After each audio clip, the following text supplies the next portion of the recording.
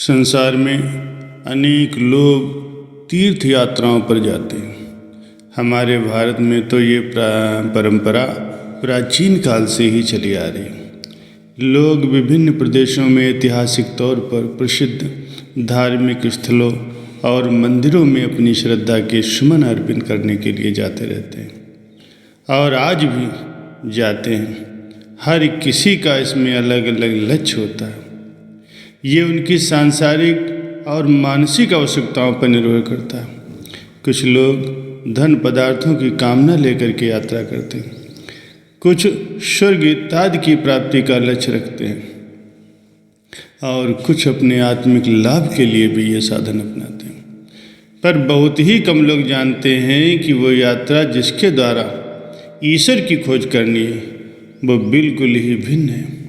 इसका मार्ग ही कुछ और है, इसके साधन भी अलग अलग हैं। ये ज्ञान का सौभाग्य केवल आप जैसे गुरुमुखों को ही प्राप्त है।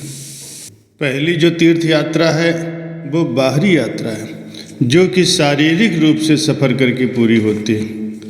और दूसरी प्रकार की यात्रा ईश्वर की खोज की यात्रा है, जिसे गुरुमुख तय करते हैं। वो भीतर की यात्रा है, जो अंतर्घट में ही गुरु कृपा के द्वारा होती है।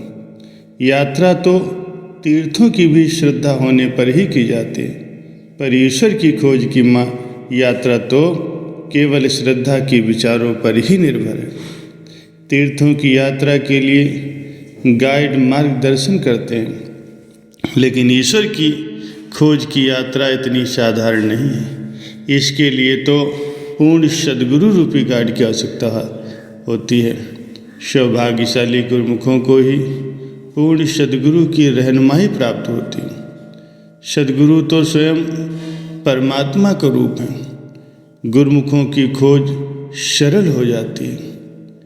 सद्गुरु की रहनुमाई में उन्हें ही परमात्मा रूप में खोजना है।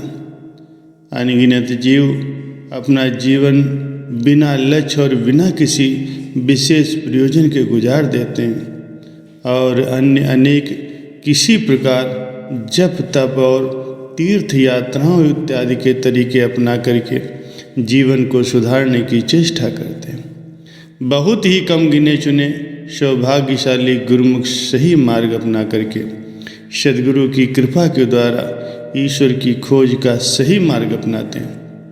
इस अति विशेष मार्ग के कुछ विशेष सिद्धांत होते हैं, सभी गुरुमुख इन्हें अपनाते हैं। सद्गुरु के आशीर्वाद के द्वारा ही गुरुमुख जन इन नियमों के पालना करने की क्षमता प्राप्त करते हैं। गुरुमुखों और सांसारिक जीवों की संपूर्ण कार्रवाई ही विपरीत सी रहती है, अतः उनकी खोज की यात्रा भी भिन्न भिन्न होती है। संसारी जहाँ सब यत्न प्रयत्न अपने स्वार्थ के लिए करते हैं, वहीं गुरुमुख निष्काम सेवा का मार्ग अपनाते हैं। सद्गुरु कृपा के द्वारा ये उनका स्वभाव बन जाता है। सांसारिक जीव हर पल कई प्रकार की कामनाओं से ग्रस्त रहते हैं। हर प्रकार के सुख सुविधाओं की कामना उन्हें सताती रहती है। गुरुमुख जन इन इच्छाओं का त्याग करते हैं। सांसारिक जीव मोह माया के जाल में फंस करके अपने जीवन के लक्ष्य को भूल जाते हैं। गुरुमुख मोह जाल से मुक्त होकर के सतगुरु शरण में आकर प्रभु भक्ति में लीन रहते हैं। जहाँ संसारी मान इज्जत के लिए दिन रात स्वप्न देखते हैं, वहीं गुरुमुख एक सरल जीवन अपनाते हैं। इस प्रकार का जीवन अपनाने से गुरुमुखों को सद्गुरु सत्संग का पूर्ण लाभ प्राप्त होता है। उनके विचार दिन प्रतिदिन निर्मल होते जाते हैं। उनमें हर पल में एक श्रद्धा और भक्ति की धारा बहने लगती है। ये एक ऐसी आनंद और शांति की अवस्था है जिसे केवल गुरुमुख जन ही प्राप्त कर सकते हैं।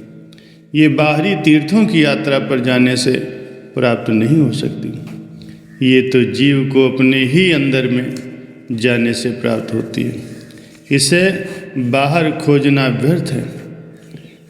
ये तो हम सभी अनुभव करते हैं कि बाहरी संसारिक व्यवहार तो केवल अशांति ही फैलाता है। ऋषि मुनि जहाँ अंतर की आनंद एवं शांति की अवस्था पाने के लिए प्रयत्नशील रहते हैं, कठिन से कठिन तप करते हैं।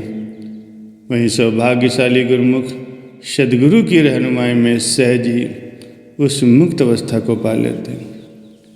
सतगुरु शरण ग्रहण करने से गुरुमुख जन अपना और अपने समय का सही अर्थों में नाम स्मरण में लगा करके हर श्वास में नाम को जपते हुए अपने जीवन को सार्थक कर लेते हैं। उन्हें एक ज्ञान हो जाता है कि संसार की सारी रचना ही मिथ्या है। जब बाहरी रचना सब मिथ्या है तो फिर स्थान स्थान पर भटकने से कैसे सुख शांति और आनंद की प्राप्ति की जा सकती है। आम सांसारिक जीव तो ये नहीं जानते कि सच्चा सुख तो केवल प्रभु भक्ति से मिलेगा। हमें प्रभु मिलन की ओर रुख करना है। ये ज्ञान तो केवल सद्गुरु के पास आकर ही गुरुमुख पा सकते हैं। सद्गुरु ज्ञान करवाते हैं कि शांति और सुख की खोज हमें अपने भीतर घट में करनी। सद्गुरु की चरण शरण में बैठकर गुरुमुख सत्संग के द्वारा बार बार एक दिव्य संदेश पाते हैं। इससे उनकी तीर्थ यात्रा अपने अंतर हृदय में परमात्मा के दर्शन एक अति सुगम ढंग से शांति और पवित्रता के वातावरण में हो जाता है। उन्हें जगह जगह भटकना नहीं पड़ता। जहाँ सद्गुरु के दर्शन हो जाएं, जहाँ प्रभु का प्रेम दृष्टिगोचर हो जाए, वहीं गुरुमुखों का तीर्थ हो जाता है। हम गुरुमुखों के लिए महापुरुषों ने ऐसे सुंदर नियम बना दिए हैं जिनका पालन करके हम कहीं भी रहते हुए प्रभु प्राप्ति का यत्न कर सकते हैं। हमें ये विश्वास उत्पन्न करना है कि सद्गुरु हमारी हर कार्रवाई में साथ हैं। जिस स्थान पर रहते हैं हमारा ध्यान उसमें केंद्रित हो जाता है, वही हमारी साधना के लिए सर्वोत्तम स्थान है। सद्गुरु भी हमें समय समय पर ये विश्वास दिलाते रहते हैं कि जो गुरुमुख जन उनके द्वारा बतलाए गए पांचों नियमों सत्संग, सेवा, श्री आरती, पूजा, ध्यान, स्मरण और दर्शन का श्रद्धापूर्वक पालन करेगा, उसे निश्चय ही शाश्वत आनंद एवं प्रभु मिलन की अवस्था प्राप्त होगी। यही वास्तव में एक सही मार्ग है ईश्वर की प्राप्ति का, जिसे अपना करके हर गुरुमुख अपने जीवन का सही लाभ उठा सकते हैं। उनके समय का उपयोग और बहुत ही नियोजित ढंग से साधना में व्यतीत हो जाता है। वे आम सांसारिक जीवों की तरह भटकने से बच जाते हैं। उनका लक्ष्य उनके सामने रहता है। उन्हें अपने कर्तव्य पालन की प्रेरणा सदैव मिलती रहती है।